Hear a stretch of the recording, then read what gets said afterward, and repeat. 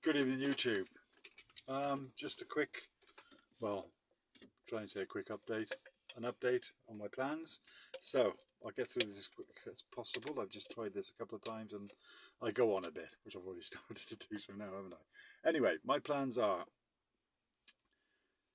or what's happened. Not so much plans. My plan, as you know, is to go back to Germany in the middle of October. I'll be going there for about 3-4 days. I'll be flying or driving, still not sure. So my shift is on the 11th. I'll be disappearing from here on the 12th, and I'll be arriving back on the 15th. So it's all going to be a bit, maybe the 16th. I start working on the 17th. So, what do I like to say? So next season when I come back, so I'm disappearing from the country altogether this time. On the 2nd of November, I fly. I fly from Heathrow over China, 15-hour stopover in China, which is a bit of a pain, but the flight's really cheap, so I can't complain. £473 is the cheapest I've ever had. So yeah, so I leave here on the 2nd, fly on the 2nd, land eventually in Manila on the 4th. So it'll be overnight on the 4th in Manila, and then the long 9 or 10 hour bus drive, whatever it is, back to Solano in the Philippines, and then from there we'll taxi home. The latest thing I haven't told you, but I've bought a sidecar in the Philippines, obviously, to attach to my motorbike. That basically I can do myself when I get back. It's a second-hand one. It's only cost like £110, something like that. So it's an old thing, but it's to help with our shopping and our general bit of transportation there. What'll happen is just for a general set of spanners and sockets out, which I've got, I can attach that to my bike. It will then be driven to somewhere where it has to be aligned. So Sally, my wife, already knows somebody that can do that for us. She said they would pick the sidecar up for us when we arrive and put it on top of another sidecar and take it back, and I'll follow on the bike and so on and so forth. I don't quite like that idea. Having been picked up and been attached to another sidecar, all sounds a bit.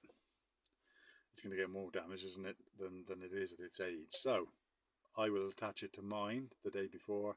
They'll come. I'll go to wherever it needs to be done. I can imagine to align it doesn't take long, half an hour, whatever it might be, and then we're up and running. That has to be then registered and insured differently than the motorbikes, so that could take a while. That could be a pain in the neck. I'm still looking to get another bike when I go back. Whether I can afford it or not is another thing. So like I said, I've got the planned. I'm planning on driving or flying to Germany. Not sure which way I'm going to do that yet. All to do with the price, really. The other thing is what I'm taking back with me. Not what I'm taking back with me. What I'm not keeping here for next April. So the small tent I use as a shed, you might have seen that in videos. I'll keep that. That's just a pop-up tent. That's going to stay. The kitchen one, which is like a beach shelter type thing, windbreaker type thing, that'll disappear. That's falling apart. That's got to go. The tent itself, if and button, if I can get it nice and dry the day before I fly and put it away, great. I might keep it, but the chances are I'm not going to be able to do that. What I'm also going through my mind is I need a bigger tent, somewhere where I can cook inside, sit inside, escape the wildlife, the bees and the wasps and the hornets, and so on. As you know, I've been stung a few times by wasps in the last few days, so that's not good. So I'm going to try and avoid that by cooking indoors as much as I can, and in the evenings zipping up and sitting inside, so a bit more privacy and away from the wildlife.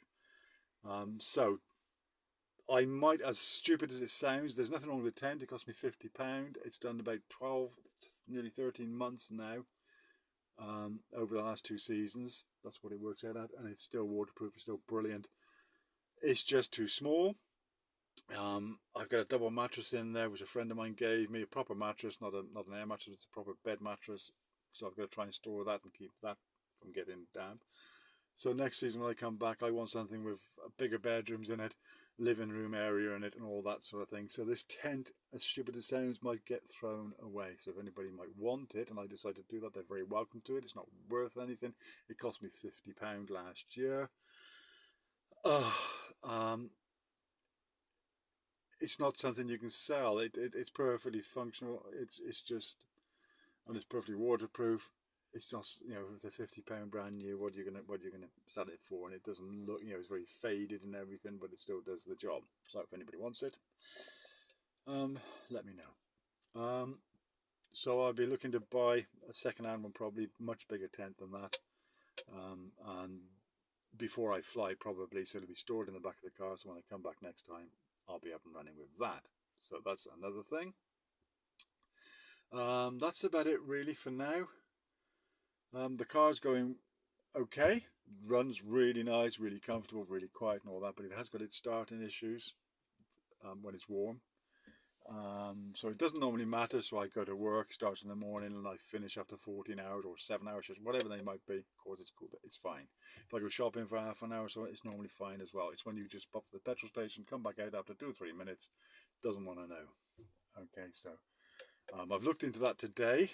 That's what's probably could be, I've looked online on YouTube, it could be what's called a, let me get this right, a crankshaft sensor. Don't think I can fit that myself. I normally like to have a go at these things, but it looks a bit complicated, and but I might get that done next time, just before the MOT is due. So yeah, that's it for now. As I always say, like and subscribe. If you don't, it really doesn't matter, because not many people do, and it's never going to be a full-blown YouTube profit-making channel. Let's be honest about it. So but I would like to know that people are watching this. When I go back to the Philippines, obviously there will be more videos of the Philippines and everything. And I just haven't done much this season here because of the weather has just been atrocious, as you know yourself. If you've been in the UK, we've had a crap summer, haven't we? Let's face it. So I haven't, and I've worked so much. So I've worked so hard this time, and I just haven't had the chance to do much. The odd little video here and there, but really hardly anything. But I'm here to save money, aren't I? So anyway, anybody wants to like and subscribe, please do. If not, it doesn't matter. And take care, and I will speak to you soon. Bye for now.